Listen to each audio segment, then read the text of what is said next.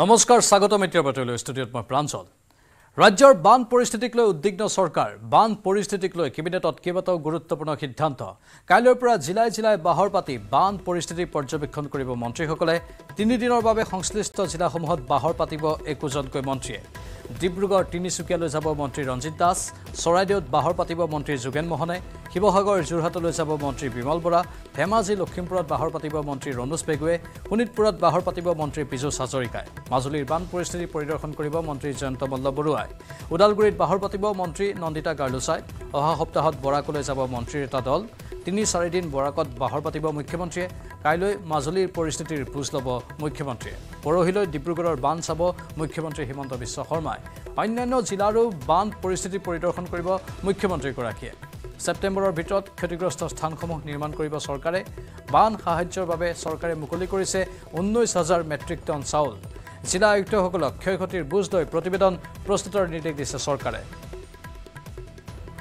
অহা বৰ্ষৰ মাৰ্চৰ ভিতৰত চৰকাৰে মেৰামতি কৰিব ক্ষতিগ্ৰস্ত অনুষ্ঠান আৰু প্ৰতিষ্ঠান ৰাজ্যত বানত এতিয়ালৈ 38 জন লোকৰ প্ৰাণহানি হৈছে বানত আক্ৰান্ত ৰাজ্যৰ 28খন জিলাৰ 2208খন গাঁও বানত আক্ৰান্ত 11 লক্ষাধিক লোক বানত ক্ষতিগ্ৰস্ত 40টা মথাউৰি আৰু 52খন দলং 84টা ৰাজচক্ৰত এতিয়া বানপানী বানত 922টা পথ ক্ষতিগ্ৰস্ত হৈছে কেবিনেট বৈঠকৰ অন্তত বুধবাৰে এক সংবাদমেল যোগে এই তথ্য সদৰি কৰে মুখ্যমন্ত্ৰীয়ে ৰাজ্যৰ শেহতীয়া বান পৰিস্থিতি সম্পৰ্কে বিতংভাৱে আলোচনা হয় আমাৰ ৰাজ্যখনৰ বিভিন্ন স্থানত বানপানীয়ে ৰাজ্যক যথেষ্ট ক্ষতি সাধন কৰিছে আৰু বৰ্তমানলৈকে আমাৰ 28খন জিলাক বানপানীয়ে আক্ৰান্ত কৰিছে আপোনালোক সকলোৱে জানে যে আমাৰ এইবাৰৰ বানপানীত প্ৰায় 84 ৰেভিনিউ সাৰ্কেল এফেক্টেড হৈছে 84টা ৰাজচক্ৰ আৰু বৰ্তমানলৈকে আমাৰ হাতত পোৱা পৰিসংখ্যা অনুসৰি 2208খন গাঁও আমাৰ বানপানীয়ে এফেক্ট কৰিছে যোৱা কালি নিশালৈকে যেটো বাতৰি আৰু 11,34,446 জন গৰাকী জনসংখ্যাক এই ফ্লাডে বা এই বানপানীয়ে চুই গৈছে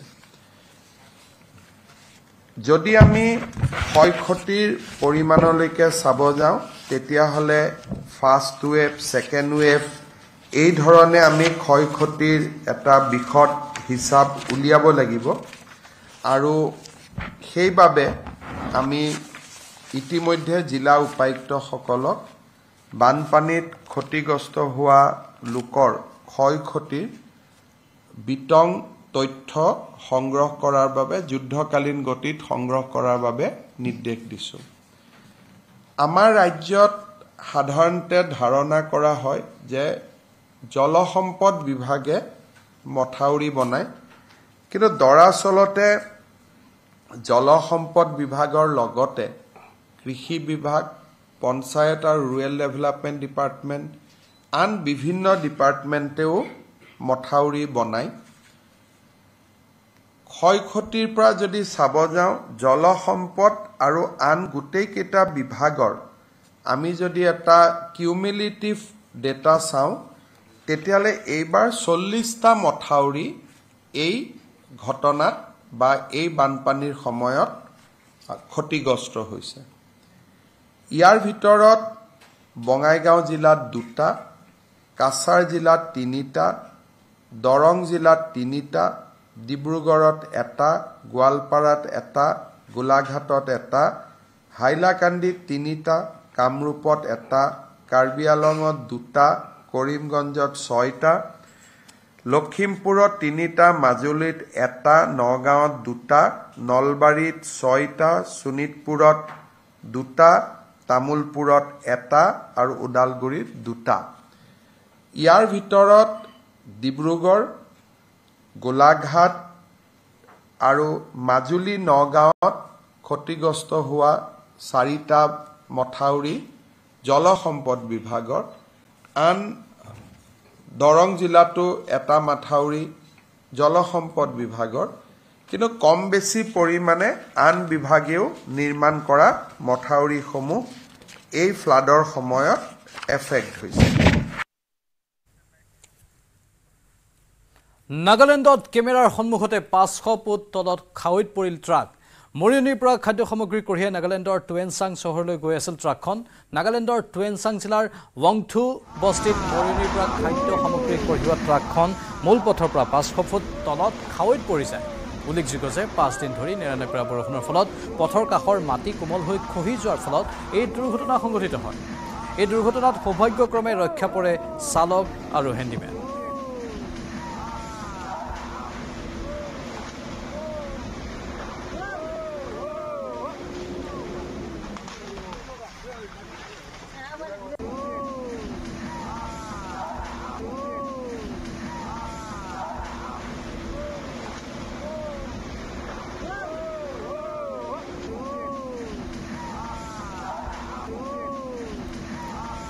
কেনে ভয়ংকৰ দৃশ্য সেয়া আপোনালোকে স্বাভাৱিকতেই দেখি অনুমান কৰিব পাৰিছে কেনে ভয়ংকৰ অৱস্থাৰ তাত সূত্ৰপাত হৈছিল। কেমেৰাৰ সন্মুখতেই 500 ফুট তলত পৰিলগৈ এই ট্ৰাকখন। মৰিয়নিৰ পৰা খাদ্য সামগ্ৰী কঢ়িয়াই নাগালেণ্ডৰ টুৱেনচাং চহৰলৈ গৈ আছিল এই ট্ৰাকখন। টুৱেনচাং জিলাৰ ৱংথু বস্তিত মৰিয়নিৰ পৰা খাদ্য সামগ্ৰী কঢ়িওৱা ট্ৰাকখন মূল পথৰ পৰা 500 ফুট তলত খাৱৈত পৰি যায়। 5 দিন ধৰি নেৰানেপেৰা বৰষুণ দি আছে তাত, যাৰ ফলত পথৰ কাষৰ মাটি কোমল হৈ খহি যোৱাৰ ফলত এই দুৰ্ঘটনাটো সংঘটিত হয়। প্ৰথম পিহে ৰক্ষা পৰিছে চালক আৰু হেণ্ডিমেন, কিন্তু সকলো সামগ্ৰী ট্ৰাকখনৰ লগতে এই খাৱৈটোত বাগৰি পৰে। অতি ভয়ংকৰ দৃশ্য, শিহৰণকাৰী দৃশ্য।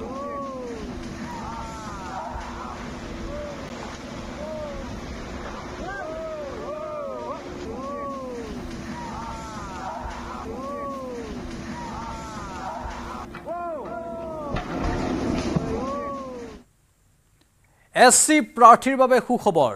চৰকাৰী নিযুক্তি পৰীক্ষাত SC প্ৰাৰ্থীৰ মাচুল ৰেহাই।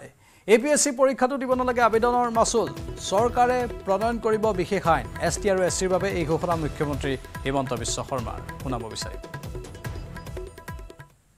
কিছুমান কাম আমি ST SC ল'ৰা ছোৱালীখানে কৰোঁ।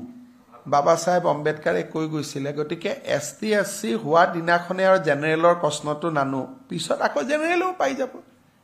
কিছুমান কাম সংবিধানৰ আৰ্টিকল 14তে কৈ দিছে যে গভৰ্ণমেণ্টে কিছুমান কাম অকল ST SCৰ কাৰণেই কৰিব লাগে। তেওঁলোকে অলপ পাব লাগে। চব বস্তু যদি সকলোৰে কাৰণে দি দিওঁ, তেতিয়া ST SC মানুহখিনিয়ে নাভাবিব যে আমাকো চৰকাৰে স্পেচিয়েলি চাই।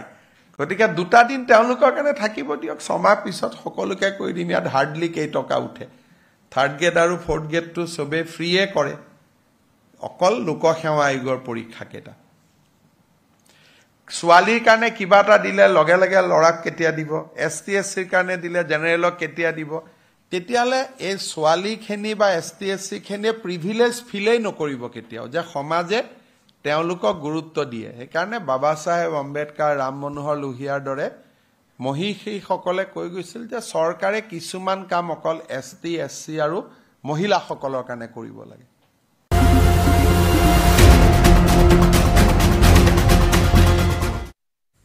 চক্ৰ বিষয়াৰে কৃষক মুক্তি সংগ্ৰাম সমিতিৰ সাধাৰণ সম্পাদকৰ তৰ্কযুদ্ধ। এই তৰ্কযুদ্ধক লৈ উত্তপ্ত দেৰগাঁৱৰ বাঁহগুৰি। চক্ৰ বিষয়াৰে তৰ্ক কৃষক মুক্তি সংগ্ৰাম সমিতিৰ সাধাৰণ সম্পাদক বিদ্যুৎ শইকীয়াৰ বানাক্ৰান্তই সাহায্য নোপোৱাৰ অভিযোগত তৰ্কযুদ্ধত লিপ্ত হয়। কৰৈগুৰি বহু বন্যাৰ্তই পশু খাদ্য লাভ নকৰাৰ অভিযোগ। চক্ৰ বিষয়াগৰাকীৰ মতে সকলোৱে লাভ কৰিছে বান সাহায্য। চক্ৰ বিষয়াগৰাকীয়ে কৃষক নেতাগৰাকীক অপদস্থ কৰাৰো অভিযোগ উত্থাপন হৈছে। মহিলা চক্ৰ বিষয়াগৰাকীয়ে নেতাগৰাকীক আক্ৰমণ কৰাৰো অভিযোগ উত্থাপন কৰিছে কৃষক মুক্তি সংগ্ৰাম সমিতিয়ে। দিনৰ ভাগত বান পীড়িতৰো ৰোষৰ সন্মুখীন হৈছিল চক্ৰ বিষয়াগৰাকী।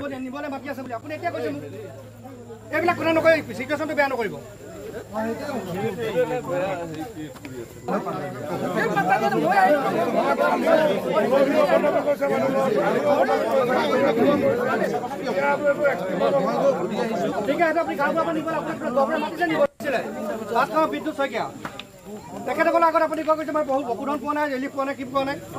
এতিয়া মানে আপুনি কৈছে এতিয়া গাঁৱৰ পৰা মোক নিবলৈ মাতি আছে বুলি, আপুনি এতিয়া কৈছে মোক এইবিলাক কথা নকয়, চিটুৱেশ্যনটো বেয়া নকৰিব। প্ৰথম কথা হৈছে মই কৃষক মুক্তি সংগ্ৰাম সমিতিৰ সাধাৰণ সম্পাদক, মোৰ নাম বিদ্যুৎ শইকীয়া। আমি এটা টীম ইয়াতে খবৰ ল'বলৈ আহিছিলোঁ। খবৰ ল'বলৈ আহোঁতে আমি কৰৈগুৰি, চৰাই চাপৰি, চিষ্ট্ৰিকা, ব্ৰহ্মপুত্ৰ গোটেই অঞ্চলবিলাকলৈ গ'লোঁ। গৈ আমি তেওঁলোকৰ দুখৰ সমভাগী হোৱাৰ লগতে সুধিছোঁ যে আপোনালোকে কি পাইছে কি নাই। ইয়াত মানুহৰ পৰিস্থিতি অতি বেয়া। চৰকাৰে মথাউৰি বনাইছোঁ বুলি কয়, কিন্তু মথাউৰি বনোৱাৰ নামত যি নাটক হ'ল আপোনালোকে দেখিছে, ৰাস্তা ছিগিছে, গোটেই অৱস্থা বেয়া, মানুহৰ অৱস্থা বেয়া। বানপানী সমস্যাক ৰাষ্ট্ৰীয় সমস্যা হিচাপে ঘোষণা নকৰিলে। প্ৰথম বানপানীটোকে প্ৰিভেণ্ট কৰিবৰ কাৰণে চৰকাৰৰ কোনো প্ৰস্তুতি নাছিলে।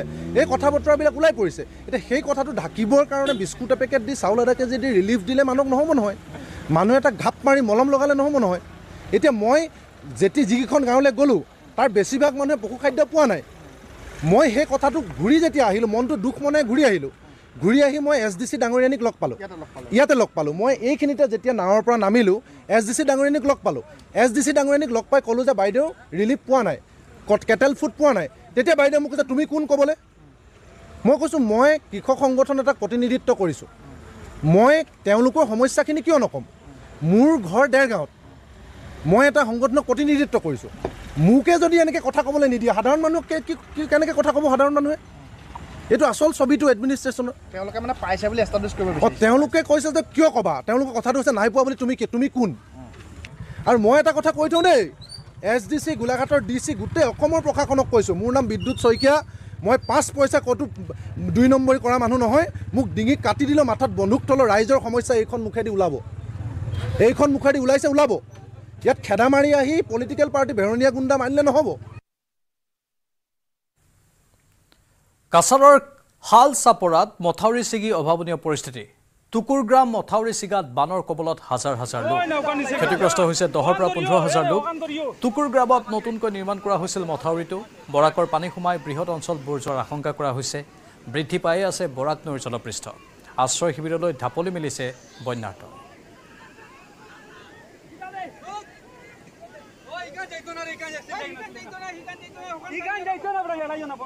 এটা EMDর বাঁধ বা ওইখানে একটা সুইচ গেট আছিল, সেই সুইচ গেটের মাধ্যমে ফ্লাডে সেই সুইচ গেটটা পুরো মতো ভাঙ্গিয়া নিয়ে গেছে।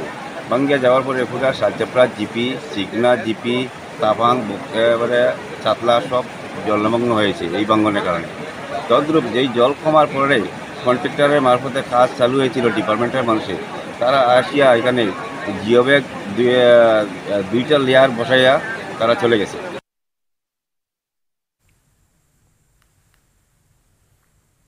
বানৰ মাজতে বোকাখাটত অঘটন। বোকাখাটৰ জুগনিয়াত বাঘৰ আক্ৰমণত আহত হ'ল এজন লোক। আহত লোকজনৰ নাম কুশ বৰা। কুশ বৰাৰ মূৰ আৰু বাহুত কামোৰে বাঘটোৱে। বানৰ বাবে মথাউৰিত আশ্ৰয় লৈ আছে একাংশ লোকে। ওচৰতে আশ্ৰয় লৈ আছিল বাঘটোৱেও। বোকাখাটৰ অসামৰিক চিকিৎসালয়ত ভৰ্তি কৰোৱা হয় আহত লোকজনক। ইতিমধ্যে বনৰ জীৱ জন্তু ওলাই আহিছে বানপানীৰ বাবে, কাৰণ বন, জন অৰণ্য সকলোতে কেৱল পানী, আৰু চৌদিশে পানীৰ বাবে এতিয়া বন্য জীৱ জন্তুবোৰেও মানুহৰ দৰে হাহাকাৰ কৰিবলগীয়া হৈছে।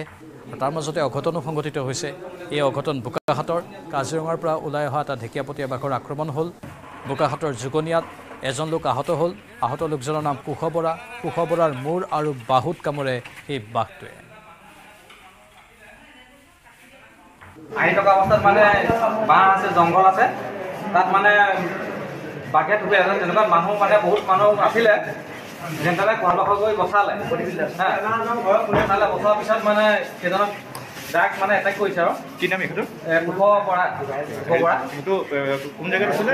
2 নং পঙনীয়া জুগনিয়া। জুগনিয়া মথাউৰি। জুগনিয়া কালি তাত গাহৰি দুটা মাৰিছে। জুগনিয়া মথাউৰিত? হয়, কিন্তু তাত আমাৰ চৰকাৰী মৎস্য বিভাগৰ মানুহ এতিয়াও তাত নাই। তেওঁলোকে জানে 2টা বাঘ বা 1টা বাঘ আমি নাজানো, কিন্তু তাত আছে। তাত আমাৰ শিবিৰ আছে। তেওঁলোকে মৌচুমত গম পাইছে যে আমাৰ হেৰি আছে, মানুহ আছে, গৰু ছাগলী আছে, বাঘটো ওলাইছে। কালি 2টা গাহৰি মাৰিছে আমাৰ ওচৰতে 1/2 কিলোমিটাৰ আঁতৰত। তেওঁলোকৰ কোনো এতিয়া তাত মানুহ নাই, সেইকাৰণে আজি এই অৱস্থা হৈছে। মৈৰাবাৰীৰ লালিৰ পাৰত 5 বছৰীয়া শিশুৰ সলিল সমাধি। লালি বিলত পৰি মৃত্যু হয় ওবাইদুল্লাহ নামৰ কণমানিটোৰ। পানীত উপঙি থকা অৱস্থাত স্থানীয় ৰাইজে প্ৰত্যক্ষ কৰে মৃতদেহ উদ্ধাৰ কৰি প্ৰেৰণ কৰে মৰণোত্তৰ পৰীক্ষাৰ বাবে। এয়া মৈৰাবাৰীৰ লালিৰ পাৰৰ ঘটনা 5 বছৰীয়া শিশুৰ সলিল সমাধি ঘটিল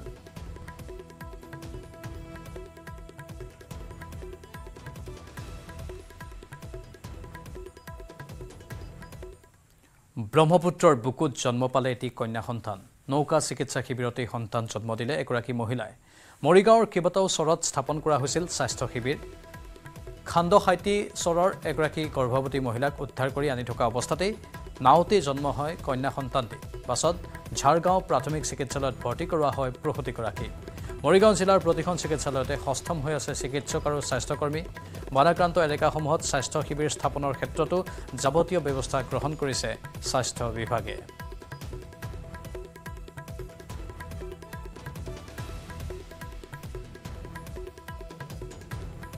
বানপানীত ককবকাইছে সকলোৱে আৰু তাৰ মাজতে এই বানপানীত আক্ৰান্ত লোকৰ অৱস্থা দেখুৱাইছো নাওতে যেহেতু স্বাস্থ্য শিবিৰ পাতি দিয়া হৈছে আৰু সেই নাওতে এটি সন্তান জন্ম দিলে এগৰাকী প্ৰসূতিয়ে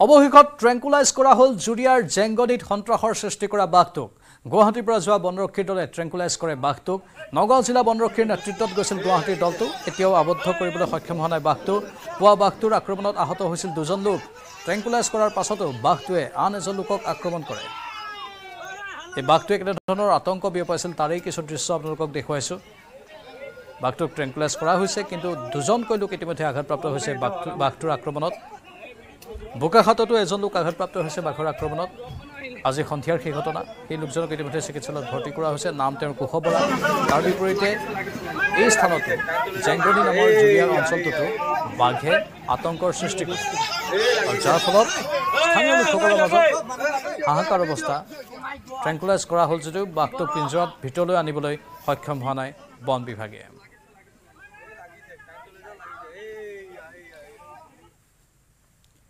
এবাৰ সাংবাদিকলৈ ভূপেন বৰাৰ বিশেষ অনুৰোধ হোৱাটছএপ যোগে ভগা মথাউৰিৰ ফটো মন্ত্ৰীলৈ প্ৰেৰণৰ আহ্বান ভূপেন বৰাৰ অভিযোগ মন্ত্ৰীয়ে নেদেখে ভগ্ন মথাউৰি মন্ত্ৰীয়ে কোলা চশমা পৰিধান কৰাৰ অভিযোগ ভূপেন বৰাৰ বানত নিহতৰ আত্মীয়ক ৰাজ সাহায্য প্ৰদানৰো দাবী আৰু বানপানীৰ শেহতীয়া পৰিস্থিতিক লৈ চৰকাৰৰ বিৰুদ্ধে যেহেতু সৰব হৈ পৰিছে বিৰোধী শিবিৰ আজি দিনৰ ভাগত দেৱব্ৰত শইকীয়া আৰু আন একাংশ নেতা এআইডিএফৰ নেতা হাফিজ ৰফিকুল ইছলাম তেওঁ প্ৰতিক্ৰিয়া প্ৰকাশ কৰিছিল চৰকাৰৰ বিৰুদ্ধে মাত মাতিছিল যে ইমান দিনে বানপানীৰ স্থায়ী সমাধান উলিয়াবলৈ সক্ষম হোৱা নাই চৰকাৰখনে যি চৰকাৰখনে প্ৰতিশ্ৰুতি দিছিল যে বান নিয়ন্ত্ৰণ কৰিম বানপানীৰ সমস্যা সমাধান কৰিম এতিয়া ভূপেন বৰাও সৰব হৈ পৰিছে আৰু ভূপেন বৰায়ো সৰব হৈ বিভিন্ন কথা উল্লেখ কৰিছে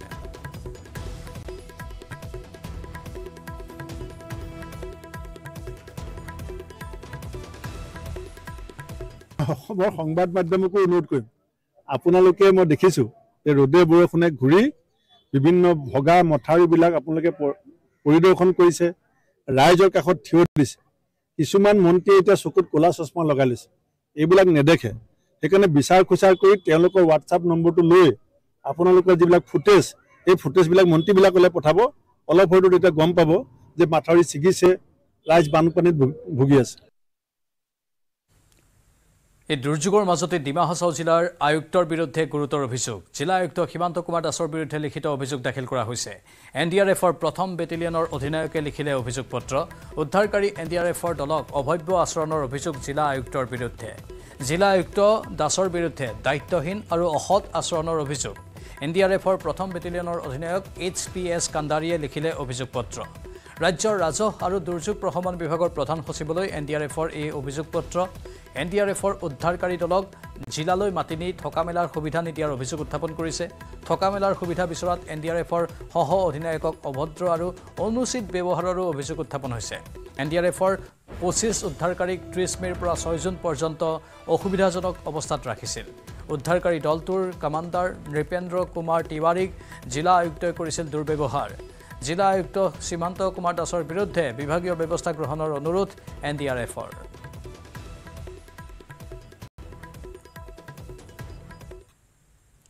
এবাৰ কাকপথাৰৰ ডাঙৰি নৈত সন্ধানহীন লোকজন শংকৰ তাঁতী কাকপথাৰ 1 নম্বৰ তেজীগাঁৱৰ ডাঙৰি নদীত এই ঘটনা সংঘটিত হয় সন্ধানহীন লোকজনৰ ঘৰ নাম উবন গাঁৱত লোকজনৰ সন্ধানত অভিযান আৰম্ভ কৰিছে SDRF বাহিনীয়ে।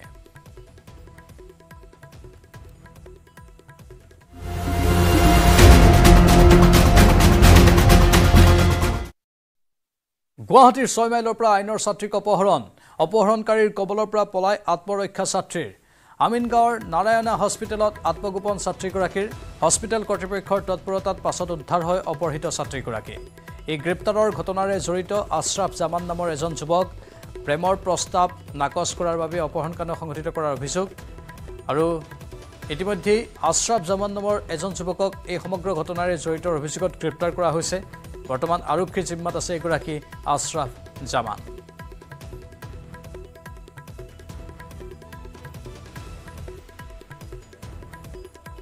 দীঘলী পুখুৰী পাৰৰ হিট এণ্ড ৰানৰ ঘটনা গ্ৰেপ্তাৰ হ'ল কটন কলেজিয়েটৰ শিক্ষয়িত্ৰী প্ৰিয়ংকা তামলী ফুকন। শিক্ষয়িত্ৰীগৰাকীৰ গাড়ীৰ খুন্দাত নিহত হৈছিল সৰুপেটাৰ এজন যুৱক। শনিবাৰে দীঘলী পুখুৰীৰ পাৰত সংঘটিত হৈছিল সেই দুৰ্ঘটনা সংঘটিত কৰি পলায়ন কৰিছিল শিক্ষয়িত্ৰীগৰাকীয়ে।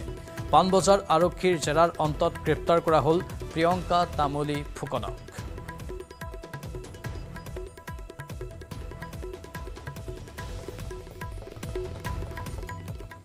মহানগৰীৰ হোটেলত কিশোৰীক যৌন নিৰ্যাতন গণেশগুৰিৰ হোটেলত ৰাখি দুদিনে যৌন নিৰ্যাতন চলোৱা হ'ল। গণেশগুৰিৰ কোঠালী নামৰ হোটেলখনতে এই জঘন্য ঘটনা সংঘটিত হয়।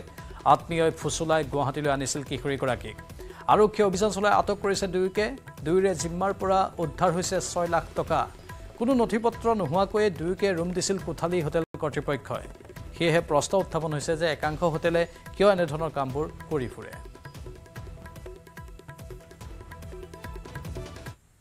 কেওফালে পানী আৰু পানী, তাৰ মাজতে সুকলমে সম্পন্ন হ'ল এখন বিবাহ চলি থকাৰ মাজতে আহিল ব্ৰহ্মপুত্ৰৰ বলিয়া বান। কিন্তু বানকো নেওচি পানীৰ মাজতে বিবাহ সম্পন্ন কৰি কলৰ ভূৰত উঠি ঘৰলৈ বুলি ৰাওনা হ'ল সদ্য বিবাহিত দম্পতি।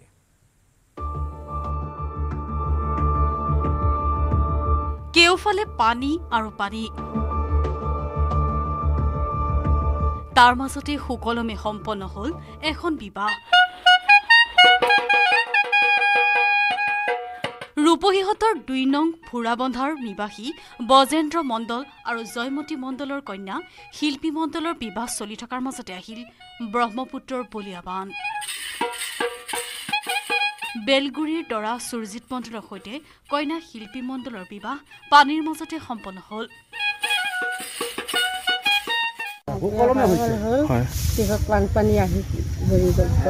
মানে দৰা পানী দি আহিবলগীয়া হ'ল। ভালকৈ নীতি নিয়ম হৈছিল নে নাই বিয়াত? মানে একেদিনত বানপানী হৈ গৈছে আৰু মই বহুত কষ্টত বিয়াটো দিছোঁ। চলি থাকোঁতে পানী হৈ গৈছে। পানী হৈ গ'ল। হয়, তাৰপিছত এই মানুহে খোৱা বোৱা কৰিব খোৱা বোৱা কৰিছে, বিয়াও সুকলমে হৈছে। বিয়াৰ শেষত দৰাই কইনাক লৈ ঘৰলৈ বুলি উভতিব লগা হ'ল কলৰ ভূৰত। পানীৰ মাজতে বেণ্ড পাৰ্টীয়ে বেণ্ড বজাই আনন্দত আত্মহৰা হৈ পৰিল দৰা আৰু কইনাঘৰীয়া সকলো। 15 দিন আগতে ঠিক হৈছিল দুয়োৰে বিবাহৰ দিন। কিন্তু ব্ৰহ্মপুত্ৰৰ বাঢ়নী পানীয়ে লগালে কেনা। পিছে পানীৰ মাজতে সুকলমে সম্পন্ন হ'ল বিবাহ। কলৰ ভূৰেৰে নিজৰ ঘৰলৈ উভতিল দৰা আৰু নৱবিবাহিতা পত্নী।